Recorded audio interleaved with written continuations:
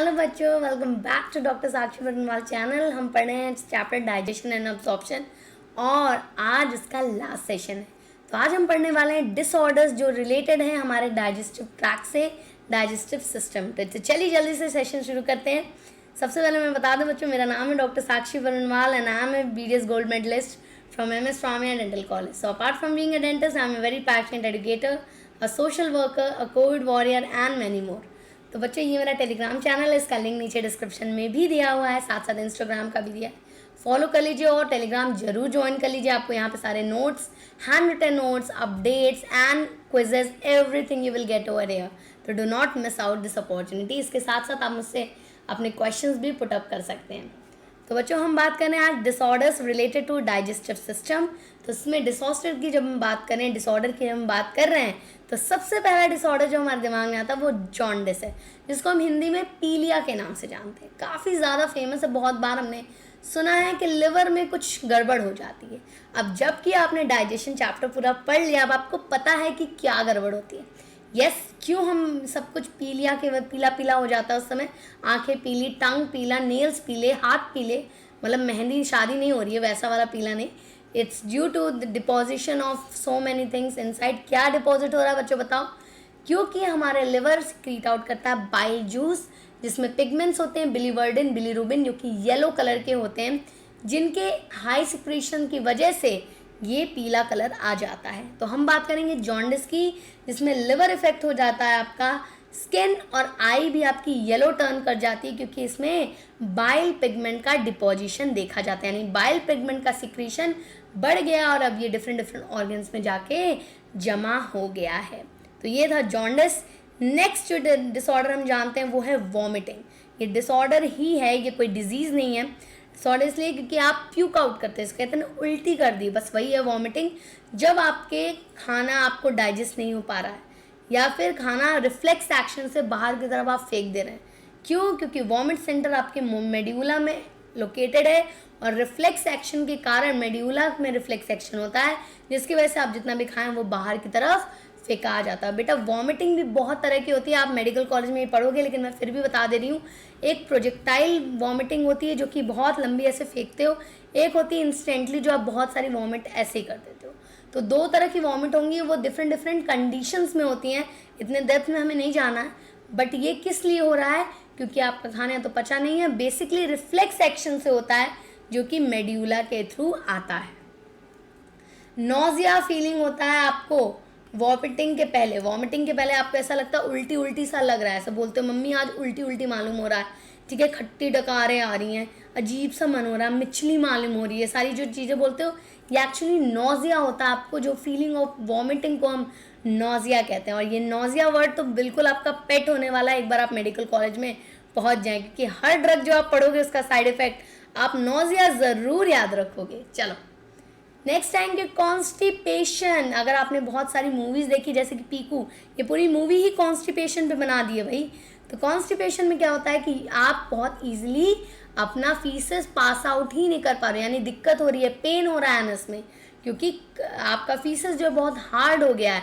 Smooth होता अगर तो ही, लुब्रिकेटेड होता तो ईजिली पास आउट करता, बट अगर वो हार्ड हो गया, स्टिफ हो गया, तो इतना ईजिली पास आउट नहीं करेगा। प्लस आपके एनस में पेन भी होता है, ठीक है। फीसेस जो आपके कोलन में रिटेन हो जाते हैं, क्योंकि बाल मूवमेंट बहुत अच्छा नहीं हो रहा होता है इस वक्त। ये होता है कॉन्स्टिपेशन। नेक्स्ट बात करेंगे आपके डायरिया के बारे में। तो डायरिया बिल्कुल कॉन्स्टिपेशन से उल्टा है। जहाँ वहाँ पॉटी नहीं हो रही थी, यहाँ पे भर भर के हो रही है भाई। मतलब इतना है कि पेट खराब हो गया है और पॉटी क्या हो रही है, पानी बह रहा है भाई, ऐसा वाला हालत हो जाता है, ठीक है। तो फ्रीक्वेंट बोल मूवमेंट होता है, जिसमें आपका जो फीसेस होता है अब लिक्विड फॉर्म में आने लगता है रादर देन मोर सॉलिड फॉर्म। तो सेमी लिक्विड भी नहीं, लिक्विड फॉर्म में निकलने लगता है, क्योंकि आपका पेट गड़बड़ हो चुका है। क्यों? क्योंकि आपके खाने का एब्जॉर्प्शन कम हो गया है, जिसकी वजह से आप खाना बहुत ही तेज़ी से फ्रीक्वेंटली बाउल मूवमेंट के थ्रू बाहर आते जा रहा है। Next and last but not the least is indigestion. Indigestion को अपच कहते हैं। अपच मतलब खाना पूरी तरह से डाइजेस्ट नहीं हो पा रहा है, ठीक है। वहाँ पे डायरिया में एब्जॉर्प्शन नहीं हो पा रहा था, खाना तो डाइजेस्ट हुआ था लेकिन हमारे ब्लड वेसल में पहुँच नहीं पा रहा था। लेकिन यहाँ पे ये कंडीशन हो गई कि खाना ही नहीं पच रहा है, और आपको ऐसा लग रहा है कि आपका पेट हमेशा भरा भरा सा है। तो इनडाइजेशन क्या, फूड पॉइजनिंग में भी आप कई बार इनडाइजेशन देखते हो, ठीक है, बहुत से ऐसे डायरिया देखते हो, ये सारी चीज़ें कई बार एक साथ भी आ जाती है। कॉजेज ऑफ इनडाइजेशन में क्या होता है, इनएडिक्वेट एंजाइम सिक्रीशन, एंग्जाइटी की वजह से, फूड पॉइजनिंग, ओवर ईटिंग या स्पाइसी फूड बहुत ज़्यादा खाने से। कई बार आप ये भी देखोगे जब आपको एग्जाम देना होता है, एग्जाम वाले दिन आपका पेट अक्सर गुड़गुड़ गुड़गुड़ गुड़गुड़ गुड़गुड़ कर रहा है। क्यों कर रहा होता है, ये सारी जो एंग्जाइटी होती है, स्ट्रेस होता है, उसकी वजह से भी इनडाइजेशन होता है। अब समझ में आया क्यों पेट गुड़गुड़ करता है एग्जाम के पहले। आई होप अब आपको क्लियर होगा। तो बच्चों इसके अलावा एक बहुत इंपॉर्टेंट मैल न्यूट्रिशन के बारे में बात करेंगे, क्योंकि ये हमारे चैप्टर से बहुत ज़्यादा रिलेटेड है। प्रोटीन एनर्जी मैल न्यूट्रिशन, इसमें दो तरह की डिजीज आती हैं और दोनों में बड़े लोग कंफ्यूज होते हैं। तो बात कर रहे हैं आज हम दो डिजीज, दैट इज मैरस्मस एंड क्वैशियोरकर। तो पहले हम बात करेंगे मैरस्मस की, जिसमें आपके प्रोटीन के साथ साथ कई कार्बोहाइड्रेट्स की भी कमी हो जाती है। तो प्रोटीन एनर्जी मैल न्यूट्रिशन में लैक ऑफ एनर्जी होती है, क्योंकि मैक्रोन्यूट्रिएंट और माइक्रोन्यूट्रिएंट में डेफिशिएंसी देखी जाती है, जिसकी वजह से बॉडी ईजिली आपका फंक्शनिंग नहीं कर पाता है, नॉर्मली फंक्शन नहीं कर पाता है, और बहुत सारा चेंजेस फिजिकली भी बॉडी में देखा जाता है। South America, West and Central Africa में ये बहुत ज़्यादा देखा जाता है, जहाँ पे भुखमरी, बाढ़, फिर कहेंगे आपके सूखा पड़ना, ये सब बहुत कॉमन है, जिसकी वजह से ये मैल न्यूट्रिशन काफ़ी कॉमन है। क्यों, क्योंकि खाने में पौष्टिक आहार की कमी है। खाना भले ही मिल जा रहा है लेकिन पौष्टिक आहार कम है, जिसकी वजह से ये मैल न्यूट्रिशन का शिकार होते हैं। तो कहाँ कहाँ ये इफेक्ट हो रहा है, ड्रॉट, फेमाइन, पॉलिटिकल टर्मोइल, इन सब की वजह से पीएम कंडीशन आती है, यानी प्रोटीन एनर्जी मैल न्यूट्रिशन देखा जाता है। खाना पहुंचा देना या खाना खा लेना इज़ नॉट सफिशिएंट। एक प्रॉपर डाइट लेना, हर तरह का न्यूट्रिशन बॉडी में जाना इज़ मोर इम्पॉर्टेंट, ठीक है। अगर बॉडी में मैक्रो हो चाहे माइक्रो न्यूट्रिएंट हो, किसी भी चीज़ की कमी होगी तो बॉडी में एबनॉर्मलिटी तो आएगी ही आएगी। बांग्लादेश में देखा गया था लिबरेशन वॉर में, और इथोपिया में देखा गया था ड्रॉट के समय, मिड 80s में वहाँ ड्रॉट आई थी। उस समय ये सारी डिजीज़ जो हैं बहुत ही तेज़ी से वहाँ फैल गई थी, और किस में देखी जाती है, ज़्यादातर बच्चों में देखी जाती हैं, ठीक है। इन्फेंट्स और चिल्ड्रन में देखी जाती है मैरास्मस एंड क्वैशियोरकर। तो हम बात करें पहले मैरास्मस की, जो कि प्रोटीन्स के साथ साथ कैलोरीज की भी डिफिशियंसी को बोलता है। ये 1 साल से कम बच्चों के में देखा जाता है, लेस देन 1 ईयर, ठीक है। 1 साल से कम छोटे बच्चे जो होते हैं उनमें देखा जाता है, यानी कि बहुत छोटे बच्चे हैं जिनको मदर मिल्क पे डिपेंड करते हैं, बट मदर का मिल्क उतना अप्रोप्रिएटली उनके लिए अवेलेबल नहीं है, जिसकी वजह से उनकी हेल्थ डाउन हो जाती है, और फिर बाद में इनमें बहुत सारी आपकी डिफॉर्मिटी और फिजिकल अपीयरेंस में भी चेंज देखा जाता है। तो if mother's milk is replace too early by other food which are poor in both protein and caloric value, तो माँ का दूध जो होता है बच्चे के लिए बहुत इंपॉर्टेंट होता है। अगर माँ का दूध प्रॉपर क्वांटिटी में बच्चे को नहीं मिल पा रहा तो उसको एक ऐसी डाइट देनी पड़ेगी जिसमें हर तरह की न्यूट्रिएंट प्रेजेंट हो, क्योंकि अगर वो न्यूट्रिएंट की कमी होगी तो बच्चों में कुछ ना कुछ कमी ज़रूर दिखने लगेगी। तो often happens if the mother has second pregnancy when older infant is still too young. जब छोटा बच्चा बहुत छोटा होता है, मतलब अभी पैदा होकर 2-3 महीना होता है, कई बार मतलब मिस हैपनिंग से जिस भी वजह से फिर से प्रेगनेंसी आ जाती है, जिसकी वजह से पहले बच्चे पे माँ ध्यान नहीं दे पाती उस प्रेगनेंसी के दौरान, और तब उनमें देखा जाता है इन तरह की डिजीजेस। मैरास्मस में क्या होता है, प्रोटीन डिफिशियंसी की वजह से ग्रोथ इम्पेयर हो जाती है, टिश्यू में प्रोटीन की कमी हो जाती है, इतने ज़्यादा पतला हो जाता है, इतनी ज़्यादा स्कार्सिटी हो जाती है बॉडी में कि उनका लिम्स एकदम पतला पतला स्किनी हो जाता है। मतलब समझ रहे हो, जैसे हड्डी के ऊपर स्किन चढ़ी है वैसे दिखते हैं ये बच्चे, ठीक है, कि बिल्कुल ही मांस नहीं रहता है इनके अंदर। मांस में मेनली फैट्स, प्रोटीन इन सब से बना है, तो ये सारी चीज़ें गायब है। तो बेसिकली सिर्फ स्किनी इंसान रह जाता है, हड्डी के ऊपर लगता है कोई स्किन की परत चढ़ा दी, कुछ इस तरह का आपका बॉडी दिखता है। ग्रोथ रेट और बॉडी वेट बहुत तेज़ी से इन बच्चों का गिरता है, और मेंटल एबिलिटी भी इनकी इम्पेयर हो सकती है बहुत हद तक। तो देख रहे हो overall decline of health of child हो रहा है, यानी कि वेट भी गिर रहा है, उसका ग्रोथ भी कम हो रहा है, उसकी मेंटल एबिलिटी भी हो रही है, बहुत अच्छे से बोल नहीं पाएगा बच्चा, बोलना चाहेगा स्टिल नहीं बोल पाएगा, ठीक है। ये सारी चीज़ें देखी जाती हैं इन डिजीज़ में। तो देखिए ये है मैरास्मस चाइल्ड, हाउ थिन ही और शी इज़ लुकिंग। मतलब एक्चुअली लग रहा है कि हड्डी के ऊपर एक लेयर चढ़ा दी गई है। रिंकल लगने लगता है, बच्चा बचपन में ही बूढ़ा जैसा दिखने लगता है, समझो इतना अंडर वेट हो जाता है वो। नेक्स्ट डिजीज के बारे में बात करें, क्वैशियोरकर, ये अगेन प्रोटीन डेफिशिएंसी, लेकिन यहाँ पे प्रोटीन डेफिशिएंट है बट कैलोरी हाई अमाउंट में दी जा रही है, यानी कि प्रोटीन कम है बट कैलोरी काफ़ी ज़्यादा है। ठीक है, तो ऐसा खाना दिया जा रहा है जिसमें प्रोटीन तो बिल्कुल ही कम है लेकिन हाँ इनकी कैलोरी काफ़ी हाई है, जिसकी वजह से बहुत से अजीब से चेंजेस बच्चे के अंदर देखे जाते हैं। ये 1 साल से ज़्यादा के बच्चों में देखा गया है। और इनका क्या सिम्टम होता है, more than 1 year of age है ये। ठीक है, इन बच्चों में थिनिंग ऑफ मसल तो होता है, ग्रोथ भी इनकी नहीं होती, ब्रेन डेवलपमेंट भी इनका रुक जाता है, लेकिन इसके साथ साथ जगह जगह में शरीर में सूजन देखी जाती है, यानी कि ईडेमा या स्वेलिंग जिसको आप कह सकते हो। क्यों? क्योंकि इनमें कैलोरी वैल्यू काफ़ी हाई है, जिसकी वजह से कोई कोई पार्ट इनके बॉडी का थोड़ा फूला फूला सा दिखता है। ठीक है, वो कोई मसल मास नहीं है, वो स्वेलिंग है due to deposition of fat at specific area.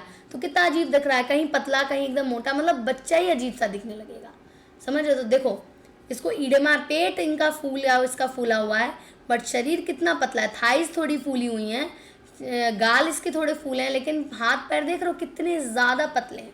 तो बेसिकली इनका अप्रोप्रिएट ग्रोथ नहीं हो पाया, कहीं कहीं चीज़ें पहुंच पाई कहीं कहीं नहीं पहुंच पाई, जिसकी वजह से बच्चा एबनॉर्मल सा दिखने लगता है। ठीक है, एबनॉर्मल नहीं हो मतलब उसके अंदर ऐसी ग्रोथ ही नहीं हो पाई है। एबनॉर्मल इसलिए नहीं कि उसके ब्रेन में कोई फंक्शनिंग में प्रॉब्लम है, इसलिए क्योंकि उसको प्रॉपर खाना नहीं मिल रहा है, इसकी वजह से उसके अंदर ये सारी चीज़ें डिफरेंट देखी जा रही हैं। डिफरेंस बिटवीन क्वैशियोरकर एंड मेरास्मस देखें, इसमें 1 से ज़्यादा साल के बच्चों में देखा जाता है, 1 साल से ऊपर के बच्चे, ये 1 साल से कम बच्चों में देखा जाता है। ठीक है, 1 साल से कम जो बच्चे होंगे उनमें देखा जाता है। इसमें प्रोटीन की डेफिशिएंसी होती केवल, लेकिन मेरास्मस में प्रोटीन के साथ साथ कैलोरी भी कम होता है। इसमें ईडेमा यानी कि स्वेलिंग देखी जाती है, इसमें कोई ईडेमा नहीं होता। ईडेमा बेसिकली क्या होता है बेटा, पिट फॉर्मेशन होता है, कहीं ऐसी स्वेलिंग है जहाँ पे आप दबा रहे हो। ये आप सब मेडिकल कॉलेज में पढ़ोगे, मुझे बोलते बोलते सब याद आता रहता है, तो मुझे लगता है आपको बता दूँ। तो जब कोई स्वेलिंग है उसमें आप अगर ऐसे उंगली से दबा रहे हो तो उसमें क्या होगा, एक पिट की तरह, गड्ढा की तरह भर जाएगा और वो गड्ढा धीरे धीरे धीरे धीरे धीरे धीरे वापस से स्वेलिंग बनने लगेगा। तो अगर आपको ऐसी स्वेलिंग कहीं दिखती है बॉडी में तो वो ईडेमा है। ठीक है, ऐसी स्वेलिंग नहीं कि गाल की तरह गाल दबा रहे हैं तो यहाँ थोड़ी ना गड्ढा हो रहा है, लेकिन उस स्वेलिंग में क्या होगा, जब दबाओगे तो वो गड्ढे जैसा बन जाएगा, फिर धीरे धीरे वापस से वो स्वेल हो जाएगा। तो वैसा कुछ देखने को मिलता है। Subcutaneous fat is still present, subcutaneous fat इनमें होता है बट यहाँ पे बिल्कुल खत्म हो चुका होता है। थिनिंग ऑफ लिम्ब आता है, इसमें extreme इमैसिएशन of body and thinning of limb occurs. तो इसमें भी थिनिंग ऑफ लिम्ब होगा, लेकिन जो आपका क्वैशियोरकर है वहाँ पे मसल्स में थोड़ा सा सबक्यूटेनियस टिश्यूज बचे होते हैं, लेकिन यहाँ पे बिल्कुल भी कुछ भी नहीं बचा होता, बिल्कुल ही पतला सुखंडी सा बच्चा रहता है। Skin appear to be swollen, क्योंकि फैट का थोड़ा थोड़ा डिपोजिशन है, यहाँ पे ड्राई और रिंकल्ड, बिल्कुल बुढ़ऊ सा दिखता है बच्चा। अंडर वेट बच्चा होता है, इसमें अंडर वेट से भी मतलब अंडर वेट का भी एक एक्सट्रीम वर्जन ले लोगे ना, वो वाली हालत होती है मेरास्मस में। ठीक है, कैलोरिफिक वैल्यू के बारे में बात करेंगे, क्योंकि हमारा जो खाना होता है जितना उसमें से एनर्जी प्रोड्यूस हो रहा है वो कैलोरिफिक वैल्यू के टर्म्स में ही उसको वे किया जाता है। तो जितना अमाउंट ऑफ हीट लिबरेट होता है 1 ग्राम फूड को के कंबशन के बाद, एक मशीन आती है, इसको कहते हैं बॉम्ब कैलोरीमीटर। ठीक है, एक मेटल का चैम्बर होता है, इसके अंदर ऑक्सीजन भरा होता है, इसमें 1 ग्राम फूड रखने पे जितना वो कंबशन के बाद एनर्जी दे रहा है उसको हम नॉर्मली उसका ग्रॉस कैलोरिफिक वैल्यू कहते हैं। ठीक है, ग्रॉस एनर्जी वैल्यू या जीसीवी कह लो या फिर जीईवी कह लो। ठीक है, लेकिन actual amount of energy liberated in human body due to combustion of 1 gram of food is known as physiological value of food. तो यहाँ पे पीवी, ये दूसरा चीज़ है, पीवी। यहाँ पे आप एक सेटअप बना रहे हो, लेकिन यहाँ ह्यूमन बॉडी है, तो दोनों के कैलोरिफिक वैल्यू जो देखी जा रही है वो डिफरेंट है। यहाँ पे जीसीवी देखा जाता है जो कि एक मशीन में उसकी वैल्यू निकल रही है, लेकिन जो ह्यूमन में निकल रहा है उसको हम फिजियोलॉजिकल वैल्यू कहते हैं। तो उस टर्म्स में जब बात करें तो जब 1 ग्राम कार्बोहाइड्रेट आपका बर्न हो रहा है या कंबस हो रहा है तो उसकी जीसीवी 4.1 होती है, जो कि एक मशीन में होती है, लेकिन ह्यूमन के अंदर वो 4.0 kcal पर ग्राम होती है, करीब करीब सिमिलर। प्रोटीन में ये देखेंगे तो 5.65 मशीन में होती है, लेकिन 4 होती है हम ह्यूमंस के अंदर। फैट की बात करें तो 9.45 अगर मशीन में है तो 9 हमारे अंदर। तो सारी वैल्यूज़ बहुत लगभग सेम है, बस एक प्रोटीन ऐसा है जिसमें थोड़ा ज़्यादा मेजर डिफरेंस देखा गया है। तो बेटा पीवी जो होता है आपका फिजियोलॉजिकल वैल्यू, वो काफ़ी डिफरेंट होता है आपका ग्रॉस एनर्जी वैल्यू से। तो हमेशा हर चीज़ फिजियोलॉजिकल वैल्यू में देखी जाएगी, क्योंकि एक्चुअली हमारी बॉडी को हम स्टडी कर रहे हैं रादर देन किसी मशीन को हम स्टडी कर रहे हैं। ठीक है, तो PV is very important to maintain, इसलिए लोग कहते हैं ज़्यादा से ज़्यादा प्रोटीन खाइए क्योंकि उसकी वैल्यू कम होती है, और वो हम लोग कई बार अपने फूड में लैक कर जाते हैं। हम फूड में फैट ले लेते हैं, कार्बोहाइड्रेट भर के ले लेते हैं, बट प्रोटीन हम कई बार लैक कर जाते हैं। इसलिए ज़्यादा से ज़्यादा बोला जाता है कि थोड़ा प्रोटीन डाइट पे भी ध्यान दिया जाए। ठीक है, तो ये बात हुई हमारी कैलोरीफिक वैल्यू के बारे में। इसी के साथ बच्चों आज हमारा चैप्टर ख़त्म हो जाता है। इसी के साथ डाइजेशन एंड एब्जॉर्प्शन कंप्लीट हो गया है। अगर आपको इतना सा भी डाउट लगे तो आप मुझसे टेलीग्राम या इंस्टाग्राम या फिर नीचे कमेंट सेक्शन में पूछ सकते हैं। नीचे डिस्क्रिप्शन में हर लिंक आपको प्रोवाइडेड है। अब मैं पूछूंगी आपसे दो सवाल एक्चुअली, दोनों का आंसर आपको मुझे कमेंट सेक्शन में देना। I will be looking for your answer and revert back to you. उससे पहले अगर आपको सेशन अच्छा लगा तो जल्दी से लाइक करिए, शेयर करिए and subscribe and hit the bell icon, ताकि आपको पता रहे कि मैम के सेशंस कब आ रहे हैं। वैसे डेली मेरे सेशन 12 बजे दोपहर में आते हैं फॉर यू गाइज। ओके, तो here is the first question of today. Marasmus disease is cause due to, तो मेरास्मस किसकी वजह से हो रहा है, ये आपको आंसर देना है। This is the first question of today. And second is question disease is due to deficiency of. दोनों ही क्वेश्चन काफ़ी ही ज़्यादा क्लोज हैं, बट अगर आप दोनों डिजीज़ के बारे में क्लियर हैं तो आपको बिल्कुल भी कंफ्यूजन नहीं होगा। So I will be looking for your answer. काफ़ी इजी क्वेश्चन दिया है। Thank you everyone, like share and subscribe and hit the bell icon. मिलते हैं नेक्स्ट सेशन में। Thank you everyone, have a great day.